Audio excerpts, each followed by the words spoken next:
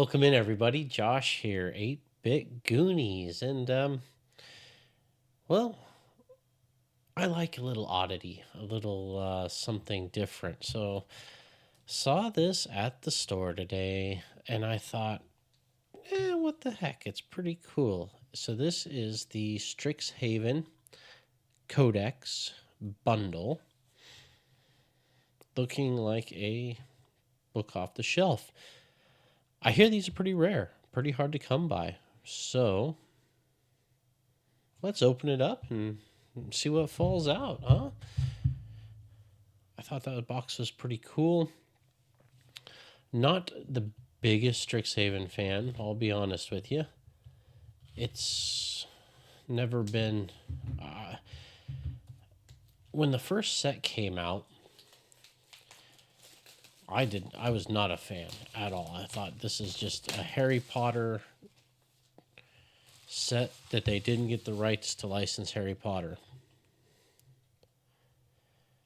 And now everybody's head over heels in love with this set. Seems like, anyway.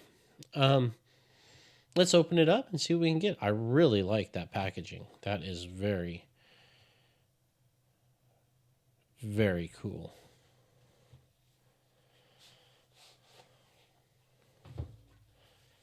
Wow, that is very nice.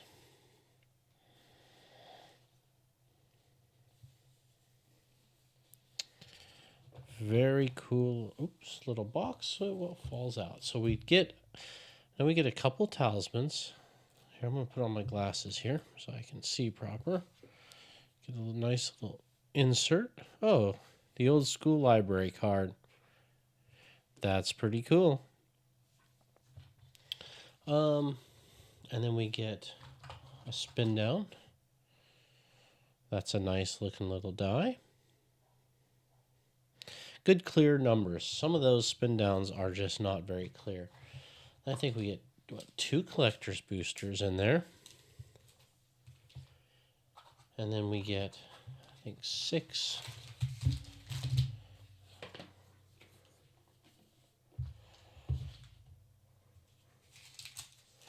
I think we get a bunch of foil lands, which is whatever.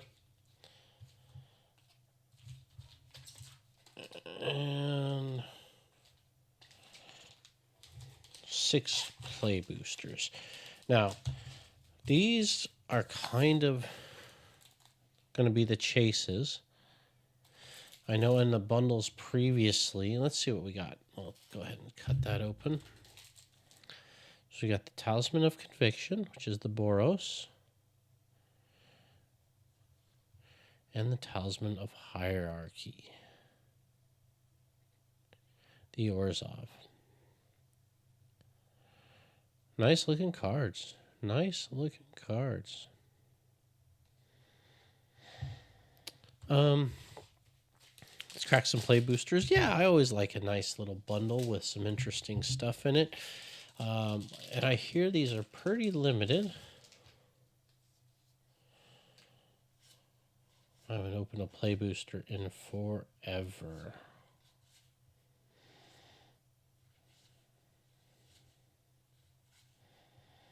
Sky Coach Conductor, Sleight of Hand. It's a classic card there. A foil and a Spectacle Summit.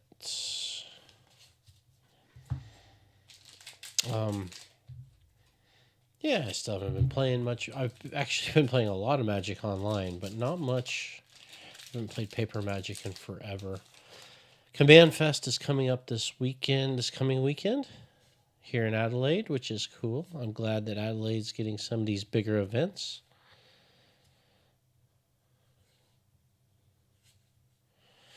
Zephi, I swear I see this card pulled all the time. Hey, that's a pretty good card, I believe.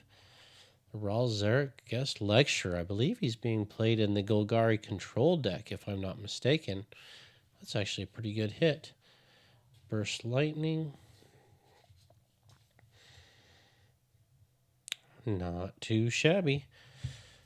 Yeah, if I built my Commander decks, but I just have no inclination to go play Commander. I have no desire. Commander is just, it's such a slog. But you know what a lot of Commander is your play group. If you've got a good play group, it can really make it a fun game. The Pensive Professor, Bulk Up, Maelstrom Artisan, and an island.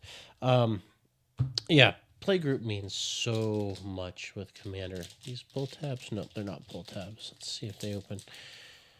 Yeah, I just like the scissors. Yeah, so really what matters with Commander is your playgroup. That means, oops, what did I leave behind? I left something behind there. The island and the token. And to be fair, our local LGS has a really good group of guys and gals that play. Hey, Mana Sculpt. That's actually a good card. I put that in my Irenicus deck. It's basically mana drain if you've got a wizard out. It's one more mana, but Glimpse of Nature.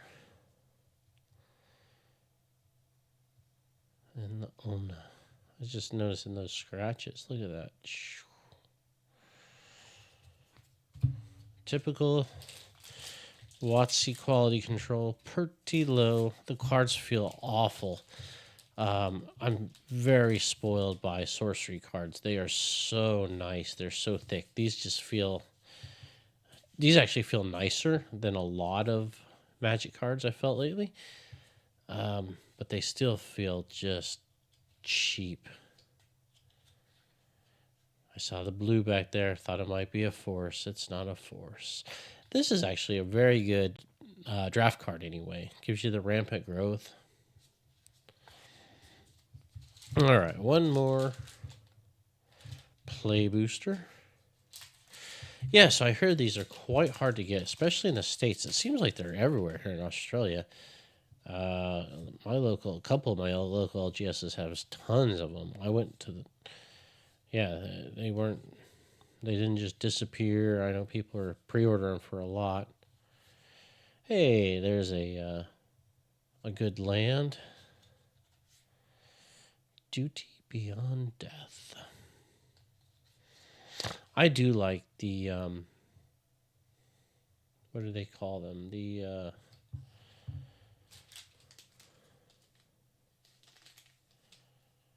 Mystical Archive.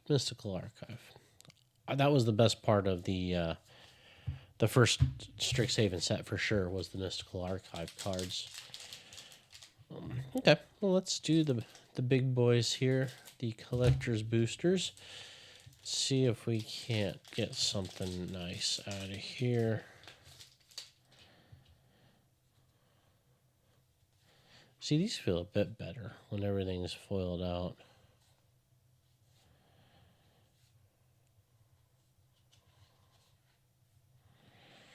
I have no idea what card that is.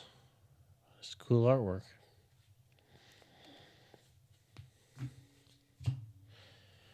Together as one.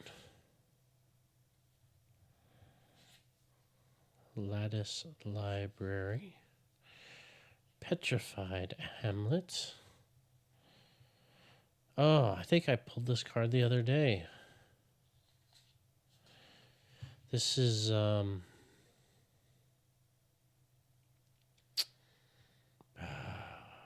forget what this is called. I pulled the silver foiling version of this the other day. Phyrexian mana card, pretty cool. Okay, let's get something decent. Let's get something decent here.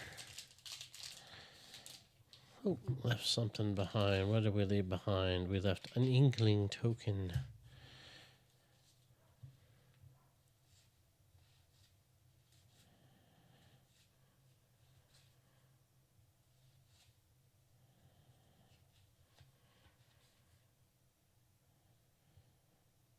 I don't know, is that Rampant Growth itself there, maybe? Another Duty Beyond Death. Stirring Hope Singer. Zimone. Mind into Matter. Angel's Grace, and we got one of the lands, the Sundown Pass. Unless you control 2 more lands, so that's not bad. Actually, I've got a deck. I'll put that right into my Nelly Borka deck. Yeah, it's okay. I'm not super impressed. I don't think that was worth the price of admission personally. These are okay too, but of course, I mean, I've got, what, 10, 20, 30 copies of Talismans, so it's a shame that they weren't better bonus cards. They're cool artwork, obviously. They're very nice to have full art foils of those cards, but I've got so many Talismans. I've got stacks of Talismans. Honestly, this is the coolest part of the whole thing, is this packaging.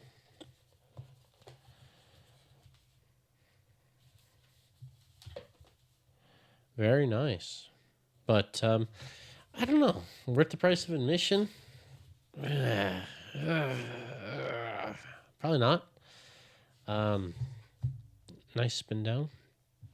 So, yeah, but it caught my eye. I thought, what the hell? I've been opening a little Magic lately. I do like it. It's still, look, Magic is still one of the best games out there. It's fundamentals of Magic are amazing. I just think it's in the worst stewardship possible right now with Hasbro and what they're doing to the game. Unfortunately, they are just literally taking it out to the woodshed and wringing every last cent they can out of it. And I just don't feel that bears. Again, if you go back, you can see my many thoughts on Magic and current state of Magic and why I've opted to trade. Look, I made the move at the right time too. I moved about $25,000 worth of Magic for Pokemon. That Pokemon has since 5-10x on some of it, even more. So yeah, I definitely made the move at the right time. A lot of the Magic I've traded has stayed the same, maybe gone up a little bit, but certainly not what Pokemon's done. I am selling off some of my Pokemon. I definitely have sold a lot. I should say I've sold quite a bit of it. Yeah, not all of it. Certainly, I still have cases of like Surging Sparks in there. I've got Evolving Skies. I've got a lot of 151 UPCs and ETBs and stuff like that left. Probably keep the 151 for a while. But yeah, every now and again, though, I do get an itch to play some Magic. So I'm not going to go to Command Fest. I don't feel like doing that. If I do go to Command Fest, it's not going to be to play Commander. It'll be to play in some of the draft events that they've got going on. But I'm kind of busy. I'll probably skip it. Cornerstone events in Adelaide, for those who don't know, with Sorcery, if you're interested, those are middle of July at Good Games Adelaide and Good Games Modbury. So keep your eye out for those. And obviously, grand contest coming up at the end of July in Melbourne at Plenty of Games. Very exciting for that too. Yeah, just thought I'd jump on, do a quick little video, crack the Codex, see if we could get one of the bigger hits. I think the best card we pulled was that out of the play booster, that Planeswalker. But anyway, guys, thanks for watching. I do appreciate it, and we will talk to you soon.